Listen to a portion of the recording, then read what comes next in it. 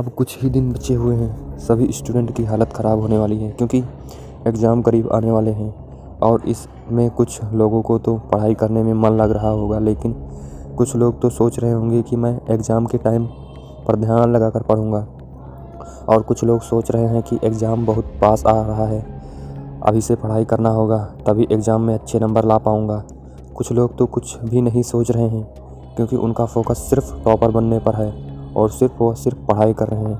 अगर आपका फोकस कहीं भी नहीं है और आपका मन इधर उधर भटक रहा है तो डरने की कोई बात नहीं है, क्योंकि अनिल भाई आपको लगातार मेहनत करवाने के लिए, आपको टॉपर बनाने के लिए एक शानदार वीडियो लेकर आए हैं। आज मैं आपको कुछ ऐसे बातें बताऊंगा जिसको अगर आपने फॉलो किया तो एग्ज़ाम में आप सबके होश उड़ा कर आओगे। दोस्तों, एग्ज़ाम बहुत नज़दीक आ रहे हैं। एग्ज़ाम को सिर्फ कुछ दिन बचे हुए हैं। एग्ज़ाम की कुछ भी तैयारी नहीं हुई है। डर लग रहा है कि क्या होगा, पढ़ाई भी अच्छे से नहीं हो पा रही है, पढ़ाई करने का मन भी नहीं कर रहा है और पढ़ रहा हूँ तो कुछ भी याद नहीं हो रहा है। इस तरह की प्रॉब्लम आपको भी आ रही होंगी, इस तरह की बातें आपके दिमाग में भी आ रही होंगी। ऐसा इसलिए होता है क्योंकि हमारे दिमाग को ज़्यादा मेहनत करना पसंद नहीं है और बहुत आलसी टाइप का है। उसे आराम करना पसंद है, घूमना पसंद है, पार्टी में जाना पसंद है। वो बहाने बनाता रहता है ताकि वो मेहनत करने से बच सके। लेकिन आज के बाद आपको बेवकूफ़ नहीं बनना है। तुम अपने दिमाग के गुलाम न बनो, बल्कि अपने दिमाग को अपना गुलाम बनाओ।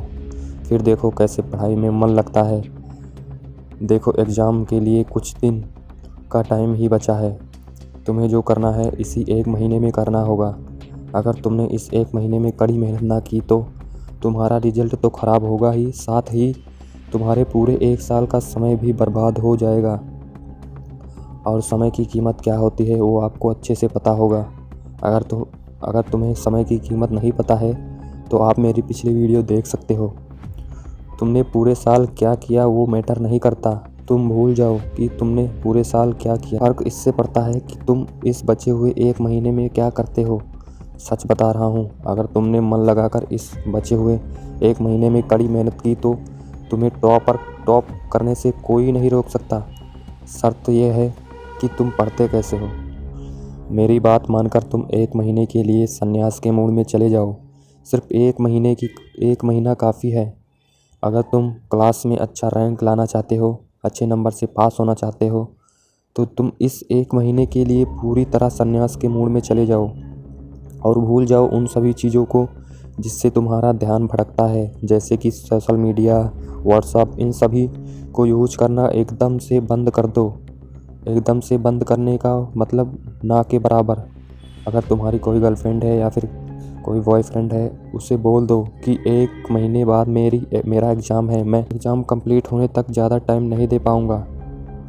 देखो यार, 1 महीना कोई बहुत बड़ा समय नहीं होता। अगर तुम अपनी लाइफ बेटर बनाना चाहते हो तो तुम इतना त्याग कर सकते हो, क्योंकि कुछ पाने के लिए कुछ खोना पड़ता है। तो आप इस 1 महीने के लिए कुछ चीज़ों को त्याग करो। जैसे मान लो कि आप दिन में 24 घंटे होते हैं, 24 घंटे में से 8 घंटे सोते हो, तो इसी 1 महीने के लिए 8 घंटे की बजाय 6 घंटे सो और उसमें से 2 घंटे उस पढ़ाई को दो। और मान लो कि आप दिन में 3 से 4 घंटे मोबाइल यूज करते हो, ज़्यादा भी करते होंगे लेकिन मैं 3 से 4 घंटे ही कह रहा हूँ। तो उसे 3 से 4 घंटे को बस 1 महीने के लिए अपनी पढ़ाई को दो और मोबाइल को साइड में रख दो। 1 महीने 2 घंटा काम सो, 1 महीने फ़ोन थोड़ा कम चलाओ, ना के बराबर चलाओ। ये कोई बहुत बड़ी बात नहीं है, तुम कर सकते हो। और अपनी मेहनत आज से ही आप शुरू कर दो, क्योंकि ज़्यादा टाइम नहीं बचा है। इसी 1-1.5 महीने में तुम्हें बहुत सारी पढ़ाई करनी है। तुम्हें एग्ज़ाम की तैयारी बहुत अच्छे से करनी है। और एक बात, अगर तुम एग्ज़ाम की तैयारी अच्छे से करना चाहते हो तो तुम किसी को मत बताओ कि तुम एग्ज़ाम की तैयारी कर रहे हो। तुम एकदम खामोशी से अपने एग्ज़ाम की तैयारी शुरू कर दो। किसी को बिल्कुल भी पता ना चले कि तुम एग्ज़ाम की तैयारी कर रहे हो। बाहर तो बाहर, घर वालों को भी ठीक से नहीं पता होना चाहिए। तुम बहुत अच्छे से एग्ज़ाम की तैयारी कर सकते हो। ऐसा इसलिए मैं कह रहा हूँ क्योंकि कुछ लोग ऐसे होते हैं जो तुम्हें आगे बढ़ते हुए नहीं देख सकते। नहीं देखना चाहते, वो नहीं चाहते कि तुम उनसे आगे जाओ।